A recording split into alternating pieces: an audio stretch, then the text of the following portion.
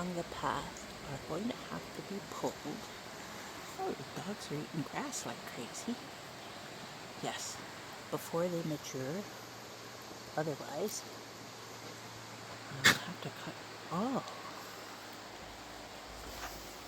the booze fur off. So, we're at my neighbor's house across the river. There's the river down there. Because I don't have a bridge on my side. We actually own the little strip along the river on this side. So they kindly allow me to come down their driveway to come onto the path, which my neighbor very kindly made for me. Oh yes, look. More birds. And I went along here the day before yesterday and took out a great many of them, but not enough. Not enough. A lot of ash trees have come down in this forest because of the emerald ash borer who wrote a lethal fairy tale in the Cambian lair of the ash trees. And now they have been falling all year in the windstorms. There is a beautiful one, doomed to come down at some point. And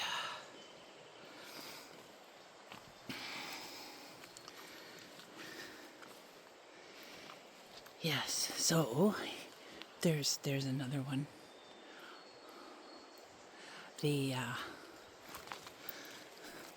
There's quite a bit more light in here than there previously was. And so there's a lot of thistles and a lot of burrs. And I pulled the thistles away. There was a path. So our little house in the river are right over there. And there was a path, which I will have to recover, that goes over there. And there's a place I like to sit over there. I haven't been spending a whole lot of time over here thus far this year because of the trees falling, as you can see. Look at that kind of cool arch. But those trees, they could come down any time. They're leaning on their brethren there. How cool is that? That cross. So, it's kind of magical. Anyhow, this used to be all forest when I was a child, before my neighbor decided to make his park and murdered and mutilated a perfectly good forest, and is very proud of himself for creating his wonderful park, where he exclaims, "Aren't I glad I can walk the dogs there?" And I am glad I can walk the dogs there. And I do my best to be sincerely grateful, but I'm not really, because I would have preferred to walk the dogs in the actual forest. But, as my daughter says, there is absolutely nothing I can do about that. So, and he's not really a terrible, well, he is a terrible person, but, you know, he's not alone in thinking he's done a wonderful... Look at that, isn't that? That is beautiful, I have to confess. So, slowly, the forest is being destroyed, and suburbs are replacing them. And I'm glad I'll be dead before I can see the completion of that. Anyhow, for now, I have a little bit of forest left. My property isn't big, but it is wild. So, we walk along here 2 or 3 times a day. So, I have been inspired by the Scottish priestess of the Cailleach, Mags Black, to just sort of talk while I ramble. To ramble in more ways than one, little aspen trees, oh, very pretty. Maybe poplar, maybe young poplar. Yes. So, part of his parkification of the forest, there's just this little tiny strip down the middle of the two paths he's made. Yeah. Anyway, I will try not to dwell on my lamentations about all of that. I've really exhausted my daughter, so... Oh, look, a willow tree. I often wondered why there weren't more willow trees around here, because this is quite boggy land. It's a cedar swamp forest. Cedar forest.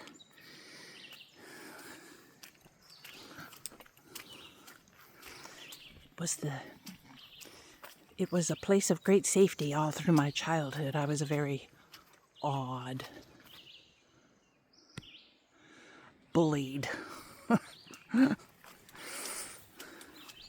child, subject to grand mal seizures, and I was a strange duck, to say the least.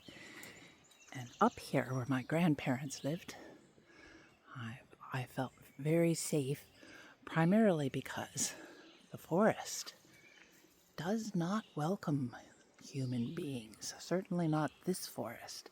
I can't tell you how many flip-flops got sucked right off my foot by the mud.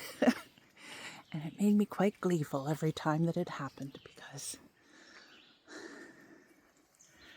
not many people wanted to be in the forest. There's a lot of mosquitoes and black flies, and when we were children, we were told, well, when we were children, there probably actually were wolves and bears.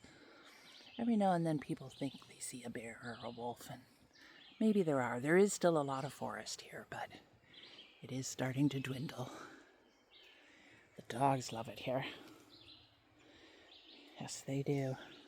They prefer the real forest as well. And we do go climbing around, but we can't get all that far before coming upon a habitation now. And of course, I have a house here that my parents built, so they too made their incursions. But the people from my parents' time and earlier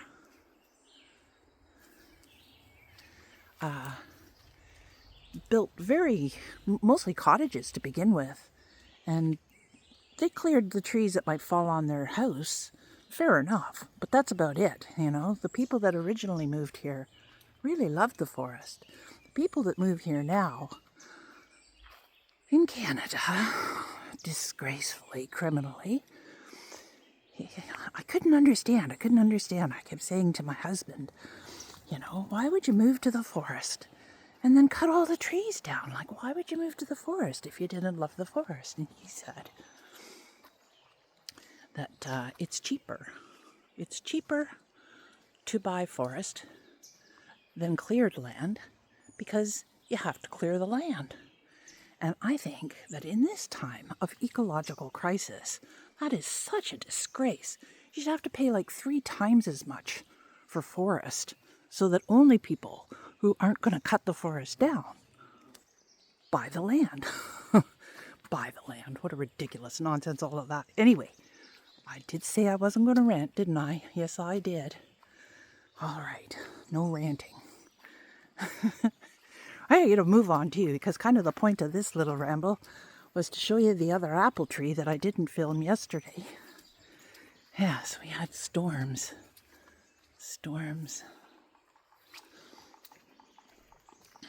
Which I love in the summer, or any time really.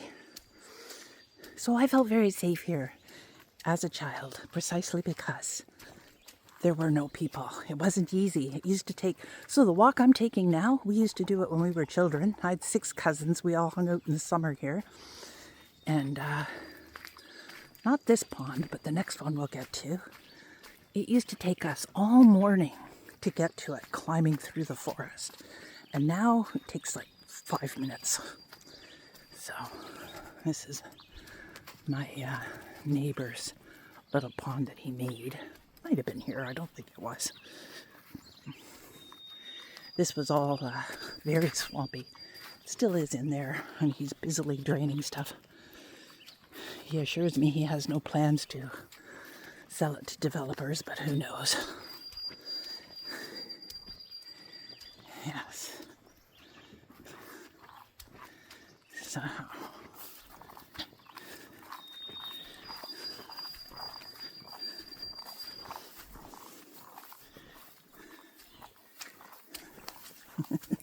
not talking much because this track, unlike most of them, is still pretty wild. Lots of wild ginger. Oh, so pretty all wet this morning. And yes, you'll see many, many murdered trees lying about. In fairness to him, there's a lot of ashes that came down, like I say, and he does tend to spare healthy deciduous trees. He rips out the cedars mercilessly, as you can see. As you can see. Here's a new path, and I hope he leaves it alone. I want to get in there. There's a bunch of jack-in-the-pulpits right there in the middle who are growing up in the wood debris that I'd like to rescue before he comes in here with his machinery again. The Tonka Man toys. Cursed Tonka Man toys. There's another cool little arch. Look at that little bit. That's an actual good maple, not a soft maple. At that little sprig growing straight up in the middle. Yes. Yes, yes, yes.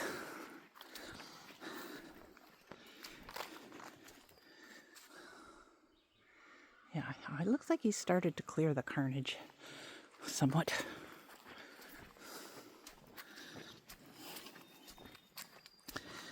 I'm getting better. It used to make me actually sick with rage to look at all of this. Such a violation. Such a violation.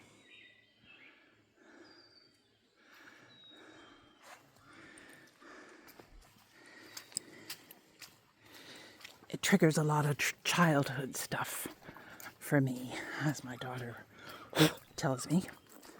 And I'm just blowing like the stealth bomber-shaped deer flies off myself. Because they hurt. So if I drop the phone, that will be what has happened. Yes. Oh, right into the sun. I can't see the phone.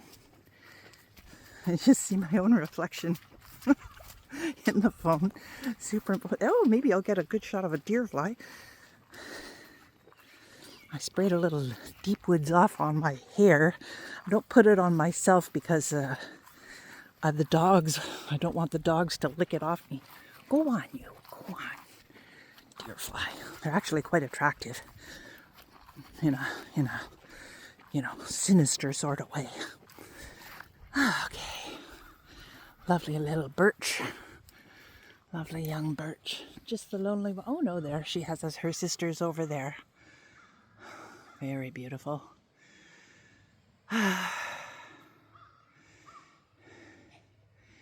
My daughter says, if I didn't know, would I hate this place so much if I had never known the forest here?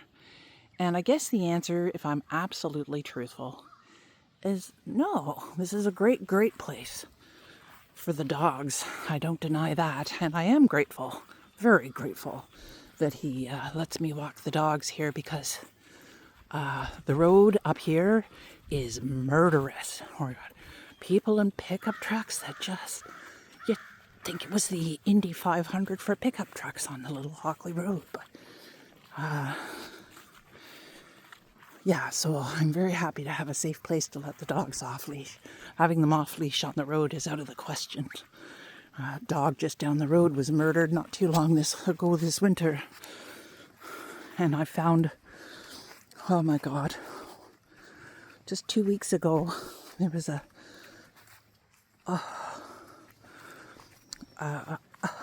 little fawn, immaculate, precious little fawn dead on the side of the road. And I did feel murderous. And I was so sorrowful. And at one time, I considered learning taxidermy because it seemed so wrong that these precious beings whose life was stolen from them should just be gone, their beautiful little bodies just gone. And I won't go into it because it's unbelievably depressing, but this relates to childhood trauma that concerns the mutilation of animals that I'm sure will cause me great pain until the day I die, but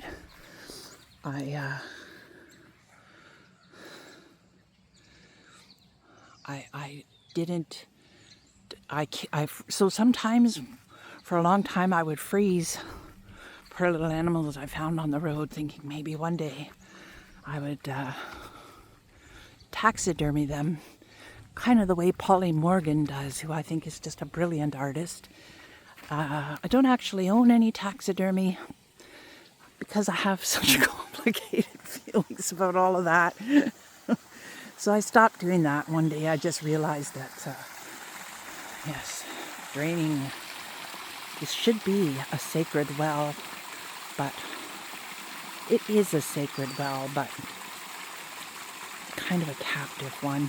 Breaks my heart, just breaks my heart. And yeah, I was never going to taxidermy animals. I just can't. And so when I found this poor fawn, I actually did look up a taxidermist in Orangeville, but I didn't call him. I wasn't going to have it done for myself. I just thought perhaps he would like to have this perfect, magical little creature.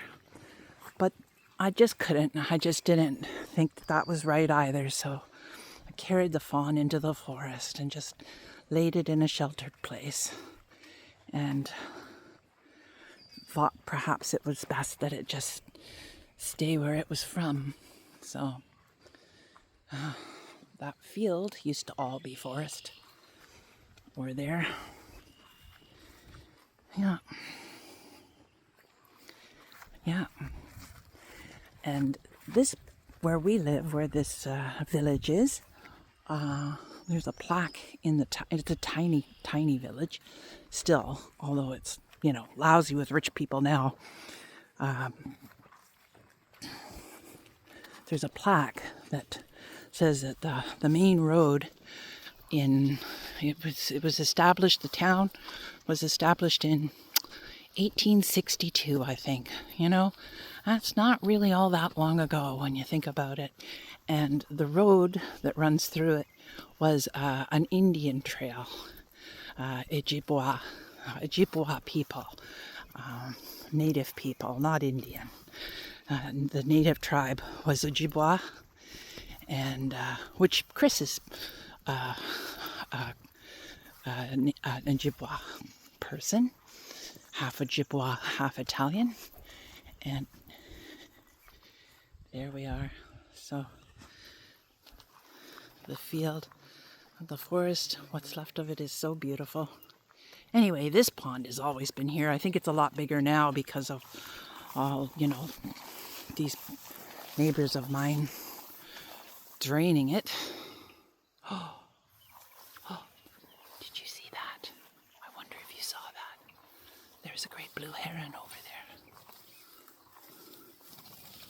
Oh my.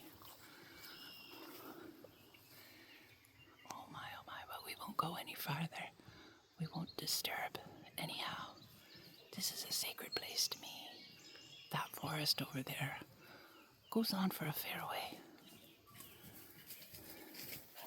And the dogs and I wander around in there, but not at this time of the year. We do it in the very early spring and in the late fall when the vegetation dies back. And here, we haven't come here to this pond. We usually walk around the pond, but there was Canada geese here with babies. So, and even now, I came across here the other day, and there was a little fledgling in the grass. So we've actually been skirting this corner for a week or so to give the fledglings a fair chance to spread their wings. All right, this is going to be kind of a longish video. I'm just blowing deer flies off myself. It does seem to help having it in my hair. I hope it doesn't do my hair any harm. And, so this was virgin forest for thousands of years probably when you're up at the, so it's a valley, and I'm at the very bottom of the valley, right on the river, and you can find fossils with shells and even little fish sometimes, fossils. So you know that at one time this valley was probably a sea. And not only that, but it's quite a deep valley, and so at the top of one of the hills there's a sizable lake way up at the top of the hill with a valley right beside it. So it's another pretty good indication that the forests here go back to the Ice Age. And one little man in his short little lifetime decided that he could improve upon the ancient forest and create a wonderful park. I try not to hate him. I don't hate him. He's not a bad person. He's a mortician. He's a workaholic. He's retired now. And he has, oh my God, a fantastic array of Tonka Man toys. The guy that cut that field down and built all the houses along the Hockley Road where there used to be forest was an actual Sicilian developer who died of a heart attack in Sicily, and good riddance to him. But, yeah, the pair of them, this is their life's work, their magnum opus, to have murdered and mutilated an ancient forest. And everybody thinks they're wonderful. And so I do my best to bite my tongue. And whenever they say, well, isn't it great that you can walk the dogs there? All I say is, the dogs sure do love it there. And that's about the best I can do. That's about the best I can do.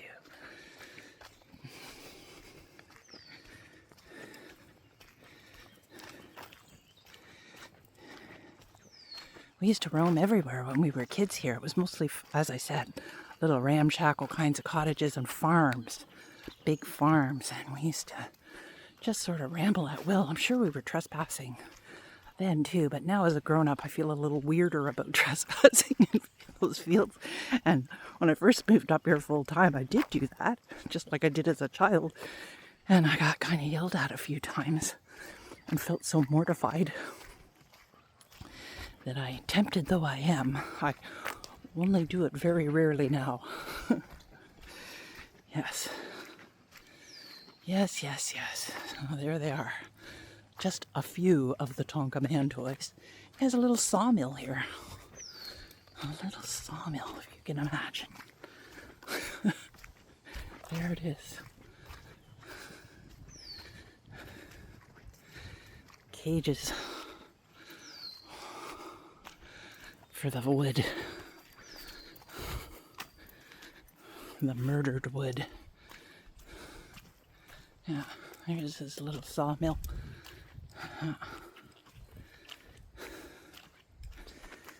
Yeah. Oh, I can smell the sawdust. He's just pleased as punch with himself.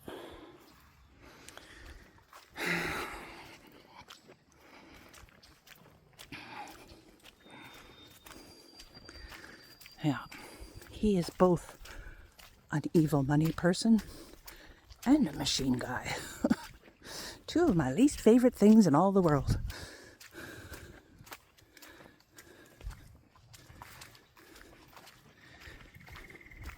I'm dwelling on it, aren't I?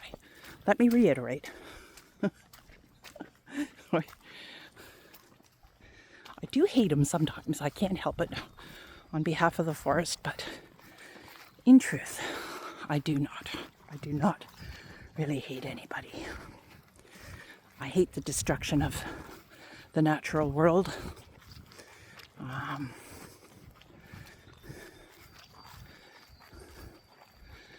Yeah. Yeah, I am dwelling on it. All right, we won't dwell on it.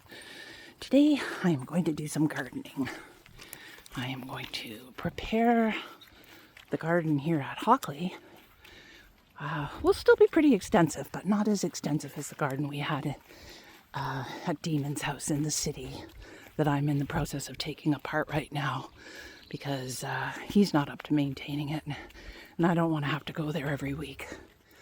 So a lot of things are just, I was totally neglected last year. I am still mourning my father, and I am resigned that I will probably be mourning my father for the rest of my life. Oh, there's a rabbit up there. Dogs haven't seen it yet. Oh, away it goes. Good. Although it's something to see them take off after a rabbit. He's very present here, and this is the place he loved best of all. And so the last year, it was too soon. I didn't want to do anything. I just wanted it to be, well, it wasn't the way he had it. He was pretty meticulous in keeping the yard tidy. He envied the very manicured properties that there are on our street, but my father was a wild Irish boy at heart, and he couldn't. One year, flowers used to follow my father. They'd just be like wherever he was most of the time, there would be flowers. And so one year, there was a giant sunflower right in the middle of the driveway. And it stayed there, and everybody had to very carefully park around the sunflower. So my father's manicured properties, much as he envied them, he loved. We're just in Richmond Hill, which is about as suburban as suburbia gets. We grew up there for a significant part of our childhood, and in the backyard there, so they bought there was big properties that got smaller and smaller in the way that suburbia goes. Oh my God, there's two of them on my hand. Anyway, my father, by the time we left there was a forest in the backyard, nowhere else, just in the backyard of my father's house. And that's how he was. And that's how I am. Yes. But whereas he did admire the dedication, I know what that's all about. Oh my God. I know so much better than anybody what suburban gardening is all about, because I did that for many, many years. I was a gardener. I took care of some of the most beautiful gardens in the richest neighborhoods in Toronto. And I loved those gardens. I really, really did. But not as much as I love this. There is no landscaper as good as nature herself. Anyhow, so this has kind of been a video unto itself, because I'm going to have to turn it off, it occurs to me, in order to put the leashes back on the dogs before we go onto the road. And I will have to take them home before I can film the apple tree from the bridge. So, anyway, that has been my entire summer walk. Just babbling on to myself, basically. But I am very much alone up here. I don't talk to human beings all that often, really. And despite what I have, hard things I've had to say about my neighbors, they're very good neighbors. And I am grateful for them, so if I've sounded hateful, I sometimes am, but mostly am not. Just when I'm walking through the ghost forest. of my childhood. Goodbye.